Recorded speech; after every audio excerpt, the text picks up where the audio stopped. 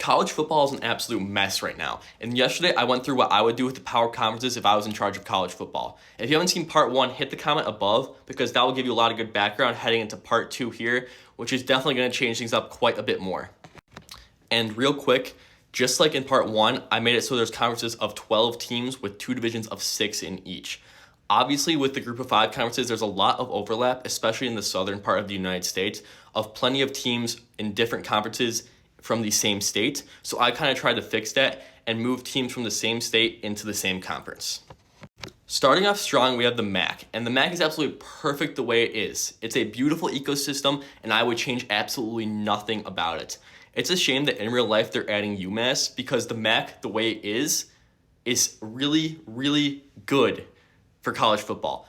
It's really regional, a lot of great historic rivalries, and there's not too much travel for these teams, which obviously, when you're at the Group of 5 level, is a lot more important than at the Power 5 level where there's a lot more money. Here's where we're going to start changing things up quite a bit with the American. The American's in a really weird spot in this realignment scenario where you have schools like SMU and Houston who are in real life Power Conference teams and trendy Power Conference promotion picks like Tulane and Memphis to go alongside them. But there's still schools here like Temple and Tulsa who aren't very good in real life, aren't great programs right now, and are really struggling and kind of weighing the conference down. I feel like with the American, I kept it a step above the other Group of 5 conferences in the region, those conferences being the Sun Belt and Conference USA, just because I feel like keeping some of these bigger Group of 5 brands together makes sense. I mean, Tulane, Memphis, SMU, Houston, even schools like Temple have had a lot of history before, so keeping them together alongside like a USF who's in a big market makes a lot of sense here.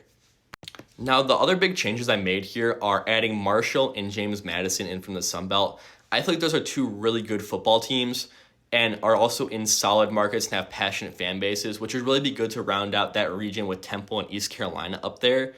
And also, I have Rice here, which people would kind of suspect them getting booted because SMU and Houston are back. But I feel like Rice is such a historic program, has the good Southwest Conference rivalries, has a large endowment, great academically. It just makes a lot of sense to kind of keep them in the premier Group of 5 conference here.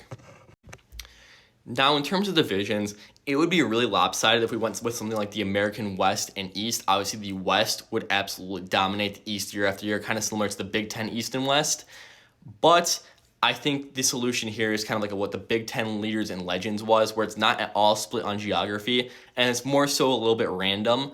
And I feel like with that, you'll be able to strike a good balance with the programs that are really good, the programs that aren't so good, and kind of get a good mix of markets in both divisions.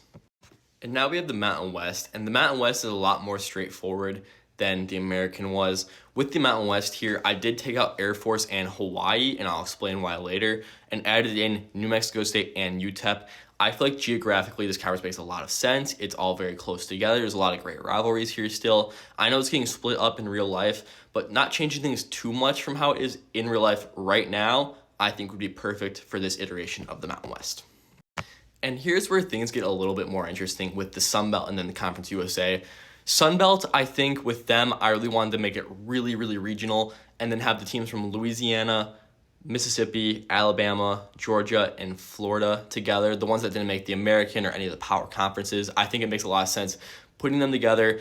Really good for travel, a lot of great regional rivalries here, and it just makes no sense that some of these schools are completely spread out across different conferences when they all should be together playing teams within their state and playing teams within bordering states instead of having schools go from Louisiana all the way up to Pennsylvania, for example. I think having the Sun Belt like this in the true Sun Belt of the United States makes a lot of sense.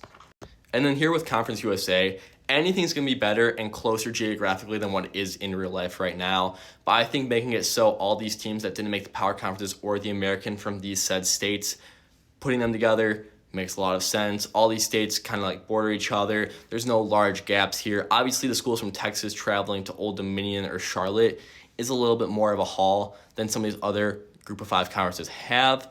But I think this iteration of the Conference USA is a lot more put together, well kept, and makes a lot more sense.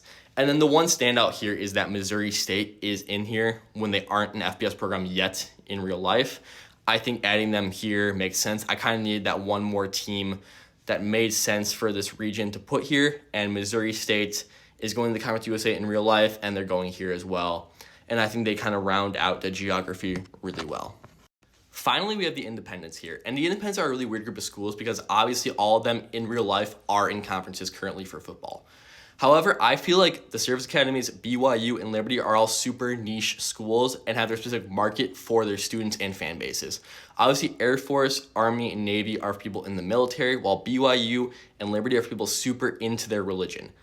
And when it comes to that, I don't feel like any of those schools fit a conference culturally and make a lot more sense independent in this realignment scenario. Hawaii in this scenario is kind of left on an island, no pun intended, just because removing Air Force from the Mountain West leaves one spot open, and I feel like New Mexico State and UTEP kind of have to be a package deal, and removing the geographic outlier of Hawaii from the conference makes a lot more sense than just adding one of those schools. Now, I know this one was a lot more wild than part one, but what do y'all think of this realignment scenario? What would you change? What do you like? What do you dislike? Let me know in the comments.